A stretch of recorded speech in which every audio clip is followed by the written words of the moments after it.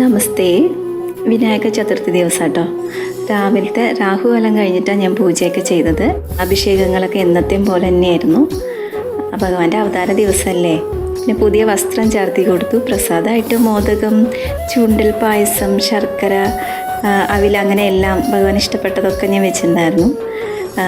പിന്നെ എൻ്റെ കയ്യിൽ ഭഗവാന്റെ വിഗ്രഹം ഉള്ളത് കൊണ്ട് തീർച്ചയായിട്ടും നമ്മൾ നിർബന്ധമായിട്ടും ഭഗവാന് അഭിഷേകങ്ങൾ ചെയ്യണം. വിഗ്രഹം ഏതാണെങ്കിലും വാങ്ങിക്കൊണ്ട് വന്നിട്ട് അങ്ങനെ വെക്കാൻ പാടില്ല. മാസത്തിൽ ഒരിക്കലെങ്കിലും നമ്മൾ അഭിഷേകം ചെയ്തിരിക്കണം കേട്ടോ. അങ്ങനെയാണ് പറയാറുള്ളത്. പിന്നെ എൻ്റെ കൈ കൊണ്ട് തന്നെ ഞാനൊരു മഞ്ഞൾ ഗണപതി ഉണ്ടാക്കി വെച്ചിട്ടുണ്ടായിരുന്നു. അങ്ങനെ ശരിയായിട്ടൊന്നുമില്ല, എന്നാലും എൻ്റെ മനസ്സിന് തൃപ്തിയുള്ള പോലെ ഞാൻ ഉണ്ടാക്കി വെച്ചിട്ടുണ്ടായിരുന്നു. അങ്ങനെ ആ ഗണപതിക്ക് ഞാൻ പൂജ ചെയ്തു കേട്ടോ. അങ്ങനെ സന്തോഷമായിട്ട് ആത്മാർത്ഥമായിട്ട് പ്രാർത്ഥിച്ചു.